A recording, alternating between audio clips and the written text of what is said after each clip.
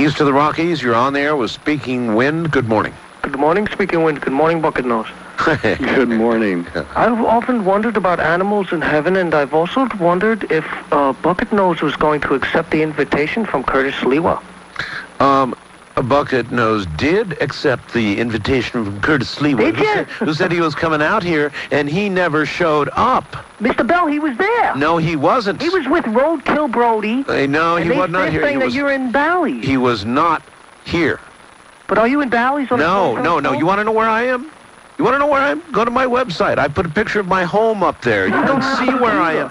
So you don't have to wonder anymore. So you tell your friend Sleezwa that he can go to my website and he can see where I live. But as far as his being here, he was never anywhere near here. I sat and watched. West of the Rockies, you're on the air with Speaking Wind. Good morning. Good morning, Art. I'm calling from Redding, California. Yes, ma'am. I'm not sure. Have you heard about our earthquakes lately? Yes, I have. You are having a series of earthquakes there. Oh, it's kind of scary a little bit. Anyway, for your guest, Speaking Wind, that's a beautiful name, by the way. Well, thank you. I just want to quickly share with you, and maybe you can help me out. One of my spiritual experiences I had a year or two ago, I guess you can call it an outer body, but I spiritually traveled up to space in a silent kind of space.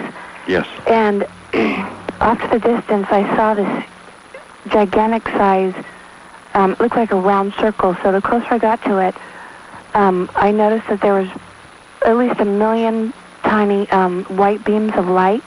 Mm-hmm. And they were moving in like a clockwise direction. Yes. And the sound that came from this was like a very intense low energy sound. We're way low on time. And so, anyway, in the middle of it was black, and I had a choice to go through it or not, and I chose to go through it. Good for you. And once I was inside there, I was like in a theater, like a movie theater. Yes. And there were other people there besides myself, and there was a gentleman there who was like the instructor. And what was shown to us was very important. All right, listen, I'm going to hold you over, young lady, all right, because we've got to take a break here. Thank you. Okay. Speaking Wind, you're good for another hour? Sure am, Art. Good to your name, all right, stay right there. We'll break here at the top of the hour, and in some markets, we will continue. By the way, again, reminding radio stations and listeners, we now pre-feed Coast to Coast AM 3 hours earlier, beginning at 7 o'clock p.m. Pacific time. You might let your radio station know about that. Well, I think it's time to get ready to realize just what I have found. I have been only half of what I am. Back now to Speaking Wind and the young lady in Redding, where the ground is shaking and the Redding Ripple is moving a bit. Welcome back. Please continue. Thank you very much. Speaking Wind, Yes. I'll try to wrap this up here. It's okay. My dilemma is basically in this what I call a theater. The instructor, the older gentleman there, it was almost like I knew him. I felt very comfortable there. It was even as far as if we wanted to write these things down, what we were shown. But my whole dilemma is that I was safe enough to where I knew I would come back. But after coming back, I have no clue what I was shown or told. And I don't understand that. You will. It's very easy to do that. First of all, the spirals that you saw going clockwise, Right. that were making the low hums, those are called time doors or time portals. The next time you're close to one, if they're going forward, they will unlock a picture for you of what is about to happen in your life. If they're going counterclockwise, there's a message coming to you from the past in a vision like this. Now, even though there were just so many of them. Yes, all you have to do is hold your hand out and one will come to you. Oh. Now, when you were in the theater, once you touch one of them, then besides the gentleman who you do know, and you know very well, I might add, once you touch one of those, you will be given an opportunity of standing in the theater and speaking yourself. Oh. Now, in order to remember In order to remember each night before you go to bed, say 3 times to yourself, I wish to remember, I wish to be healed. And then in the morning when you wake up, the first thing you do is stretch from your toes to your little fingers and just say thank you for no reason. Just say thank you. And the first 3 minutes after you get out of bed, walk in this way. Little toe, big toe, heel. Set the little toe on the floor first, the big toe, then the heel. Doesn't matter what you're walking on, or if you have slippers on, or socks, or just your bare feet. But for those first 3 minutes, and throughout the day, you'll begin to remember bits and pieces until it all comes together. Okay, and can I just ask you something? I believe that this information was for me to help others. It's all to help others. Okay. All of it. But first, we must glean how it can assist us or help ourselves. Right. Then we understand it. And I'm not afraid of it. Don't be. I was never afraid to enter into the blackness of the center of this either. And I know it was freedom of choice. The blackness is nothing more than your willingness to think about everything you're about to be shown. It's symbolic.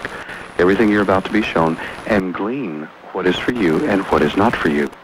This is very symbolic of the freedom of choice, which is our birthright. Right. Thank you so much. Nothing is there to frighten you. Right. Nothing at all. It is simply just another expression of love. Yeah, and I felt, when I was in there, I felt like I lived there before. You have. Actually, you've seen a picture, a glimpse of what home basically looks like. There you are. Thank you so much. Thank you. You're welcome. And take care. First-time caller line, you're on the air with Speaking Wind. Good morning. Good morning. Speaking Wind and Art, this is like a real pleasure. I'm Lynn from Homer, Alaska. Homer, Alaska, okay. Yeah.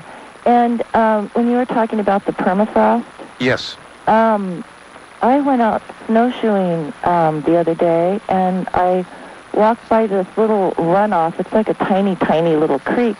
And I was really shocked to see that it was still running. Because it's been, 20-degree, 15-degree weather.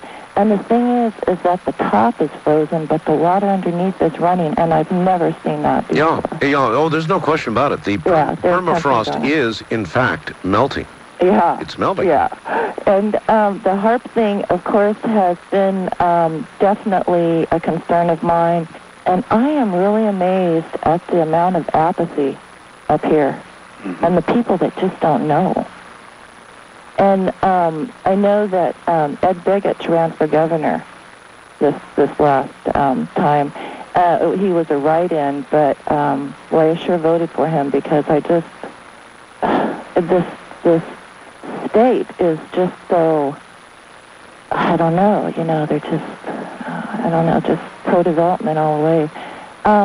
I guess, and then about your anger, Yeah. I think that's one of the, it's one of the masks of fear. And it's okay to feel it and let it go, but you're playing into exactly what that person wants you to do. Oh, I'm sure that's right. That's true. It's like it's like giving away your power by focusing on the anger. Mm-hmm. So, the sooner you can wipe that out, I think the sooner, No, I know that you're right intellectually. I know that you're both right. Yeah. And I wish I could say that I really felt that, but I'm telling you the truth. If I could choke that sucker to death, he'd be gone. I have felt that way too, but that's how I'm learning to deal with my anger. It's just kind of turn it around, and And to Speaking Wind, I have been doing a lot of studies, and one of the things is that I understand that the Hopis, they have they call them summer homes, with electricity and everything, and then they have their kivas that they have just to go to for the end of the day, to go in and they close their windows and just sit and pray, basically, to wait out those 3 days or whatever to make that shift. Do you know anything about that? Or you're not supposed to have any kind of synthetic, like nails or any kind of synthetic material in these buildings, these structures, because in in the next dimension, those things are just thought forms, and they're just going to kind of dematerialize. I think one of the misconceptions that the Spaniards had about the people on the lands of the Mesa was they misunderstood, because so much is lost in translation. They believed the Native Americans at that time thought that when this life was over, that was it. They just went under the earth, which is not the case. But in the same regard, without having nails, without having anything manufactured, it's basically a way, and I don't know specifics about this, just very general. The Hopi would be the ones to actually tell you about what all of this means.